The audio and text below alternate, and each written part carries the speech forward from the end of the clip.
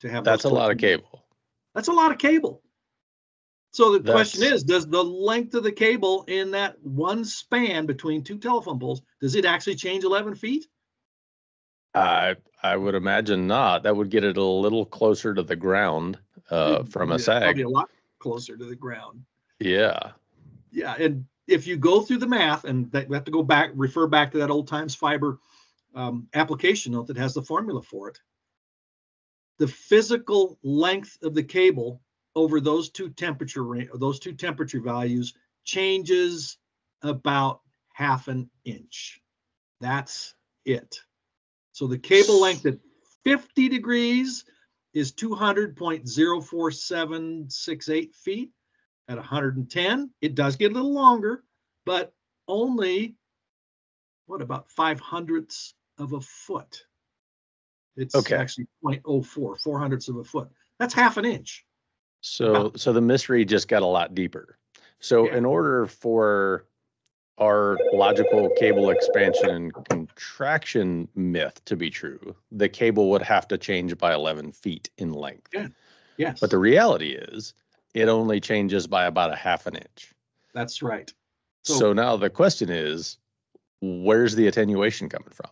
Yeah, it obviously isn't coming from changing the length of the cable. I mean, change the cable length of 1/2 inch, yeah, there's going to be a microscopic amount of attenuation change, but nothing that anybody can measure with anything. There's no test equipment that can measure the attenuation in 1/2 inch of cable, so forget about that. So what the heck's going on here? If the length of the cable or a variation in the length of the cable is not the culprit here, what the heck is? That's the question. That is the question.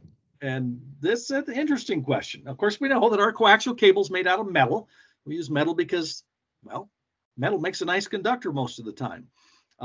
Copper-clad aluminum for the center conductor in our hardline cable, aluminum tubing for the shield.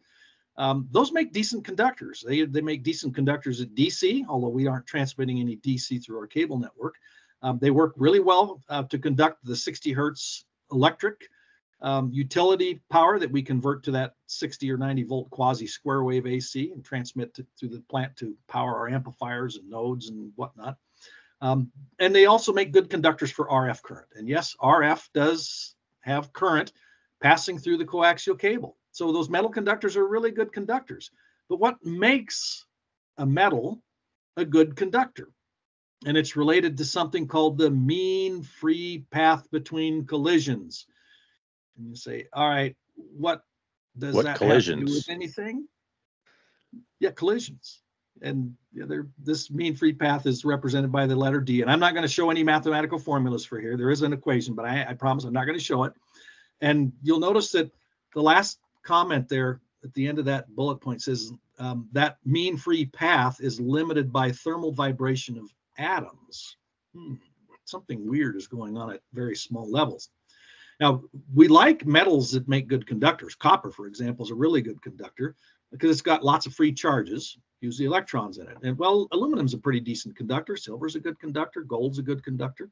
And we also know that if this basic electricity stuff here, if you got a voltage that exists between 2 points in the metal, that creates an electric field which causes electrons to move. And we have current. And that applies to direct current that comes out of a flashlight battery, or alternating current that comes out of the wall outlet, or RF current that comes out of a modulator or a node or an amplifier or something else. It's all current. So as those electrons are zipping along through that conductor, occasionally some of the electrons, well, actually I think all of them will, but some of those electrons are going to bump into some of the metal's atoms, and that creates kind of a frictional resistance that slows the electrons down, which basically means the resistance is going up. So the greater the distance, that mean free path, that the electrons can travel without crunching into an atom, well, the better the conductivity. And that's why, say, copper is a better conductor than maybe some other metals, like aluminum. They're both good conductors, but say copper's a better conductor. So how the heck does temperature play a part in this? Well, a good way to think about it is this. The higher the temperature, the more the metal conductor's atoms are jiggling around and getting in the way of the electrons, causing the resistance to go up or increase. And at lower temperatures, the atoms jiggle around less, so they don't get in the way of the electrons quite as much, and the resistance decreases. And I suspect many people have heard of superconductors. You take a metal and crank its temperature down to near absolute zero, there's very little atomic motion going on, which is why they become superconductors. Those electrons aren't crashing into anything. But that's a topic for a different day. So bottom line here is that this stuff that I'm calling atomic jiggling means that at higher temperatures, the coaxial cable's attenuation increases, and at lower temperatures, there's less jiggling, so the attenuation decreases. And that is the why behind attenuation of coaxial cable changing over temperature. It's not a change in the physical length of the cable that is the culprit. So I think that myth is well and truly busted. And on behalf of some of the cable technicians that have been working out in these very cold temperatures, I think the assumption is that their systems have become superconductors in some of these temperatures.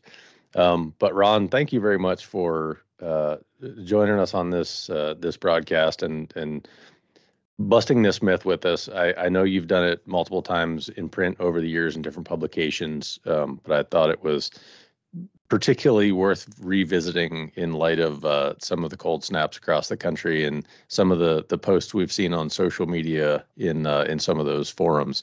So really appreciate your time and the scientific explanation of why that myth is well and truly busted. Oh, you're welcome, Mike, and thanks for having me. And hopefully that shows that, yes, there is a little bit of science going on under the hood here of why attenuation changes over temperature. And it all boils down to a little bit of physics, rather than the myth that many people have had over the years that, hot temperature means the cable gets longer. Cold temperature means the cable gets shorter, and it does change the length very, very slightly, but not as much as you think. And that's definitely not the reason. It's all happening at the atomic level.